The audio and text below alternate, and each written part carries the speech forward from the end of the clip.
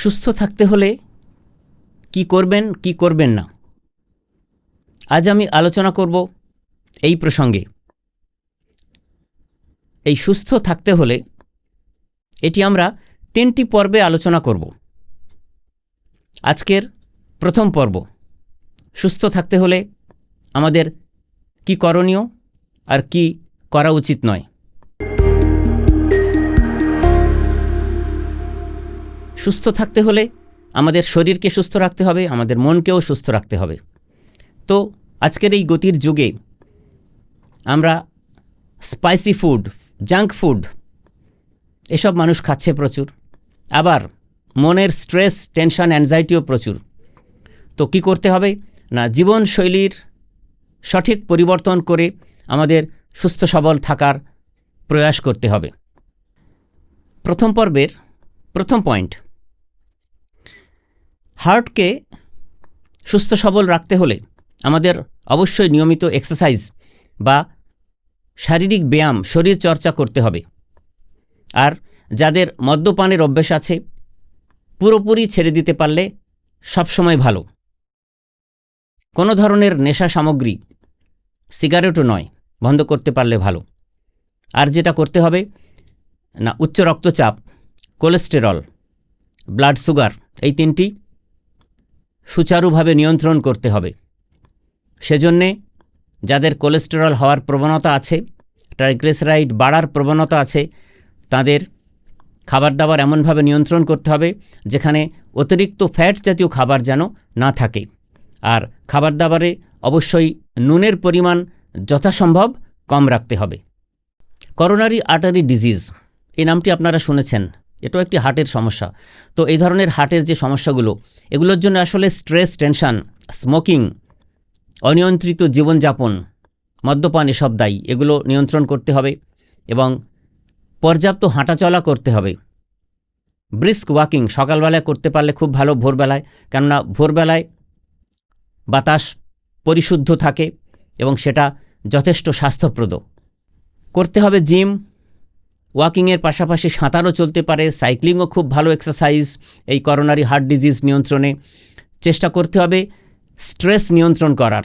এগুলো যদি ঠিকভাবে করা যায়, প্রাণায়ামের মাধ্যমে, মেডিটেশনের মাধ্যমে, ডিপ ব্রিদিং এক্সারসাইজের মাধ্যমে, তাহলেও কিন্তু খুব সুন্দরভাবে হার্টের স্বাস্থ্য ভালো রাখা সম্ভব হবে। পয়েন্ট নাম্বার 3, যতদূর সম্ভব তেল কম দিয়ে রান্না করতে হবে। বাঙালিদের খাদ্য তালিকায় দেখবেন প্রচুর পরিমাণে সর্ষে তেল খাওয়ার চল আছে, এটা যথাসম্ভব নিয়ন্ত্রণ করতে হবে। সম্ভব হলে অলিভ অয়েলও চলতে পারে। খাদ্য তালিকায় নিয়মিত রাখতে হবে স্যালাড। প্রচুর পরিমাণে ভাজাভুজি খাওয়া চলবে না। এড়িয়ে চলতে হবে ক্রিম দেওয়া খাবার দাবার। আজকাল বাচ্চাদের তো প্রচুর পরিমাণে কেক, পেস্ট্রি এসব খাওয়ানো হয়, জাঙ্ক ফুড প্রচুর খাওয়ানো হয়, পিৎজা, বার্গার, এগুলো কিন্তু যথাসম্ভব নিয়ন্ত্রণ করতে হবে। না হলে কিন্তু বিভিন্ন ধরনের স্বাস্থ্য সমস্যা তৈরি হবে, ওবেসিটির সমস্যা বাড়বে, টাইপ 2 ডায়াবেটিসেরও প্রবণতা তৈরি হবে।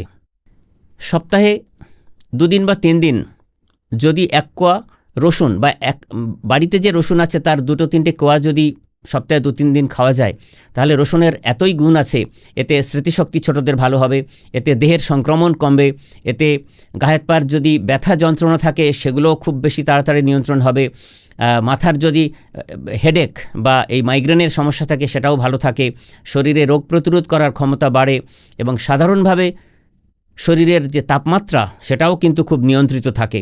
এই রসুন কিন্তু বলা হয় মর্তের অমৃত। এটা বয়স নির্বিশেষেই কিন্তু খাওয়া যায় একটু আধটু করে। বিভিন্ন ধরনের হার্টের রোগ, রেসপিরেটরি ডিস্ট্রেস, কিডনির রোগ, এগুলো কিন্তু রুখে দিতে পারে ভিটামিন ই। তো মাছ, বিভিন্ন ধরনের মাছ, নোনা মাছ, মিঠা জলের মাছ, মাছের তেল, বাদাম, সবুজ কাঁচা শাকসবজি, এগুলো যদি পর্যাপ্ত পরিমাণে খাদ্য তালিকায় থাকে তাহলে সমৃদ্ধ ভিটামিন ই পাওয়া যাবে, যেটার মাধ্যমে কিন্তু এই ধরনের স্বাস্থ্য সমস্যা থেকে রক্ষা পাওয়া যাবে। কমাতে হবে মিষ্টি খাওয়া, কেননা মিষ্টি খাওয়া আমাদের শরীরের অনেক সিস্টেমের কার্যক্ষমতাকে ব্যাহত করে এবং আমাদের শরীরের অনেক প্রয়োজনীয় খনিজ পদার্থকেও কিন্তু এই মিষ্টদ্রব্য, মিষ্টি ধ্বংস করে দেয়। তো খুব নিয়ন্ত্রিতভাবে মিষ্টি খেতে হবে। নুন খাওয়াও বর্জন করতে পারলে ভালো, বিশেষত কাঁচা নুন। চিকেনের কথা যদি বলি তো এই পোলট্রি যেভাবে বড় করা হয়, যে পদ্ধতিতে পোলট্রি তৈরি করা হয়, যথেষ্ট হেলদি নয়, স্বাস্থ্যসম্মত নয়, হাইজিন মেনটেন করে নয়। ফলে যথাসম্ভব নিয়ন্ত্রিতভাবে পোলট্রি খেতে হবে, চিকেন খেতে হবে।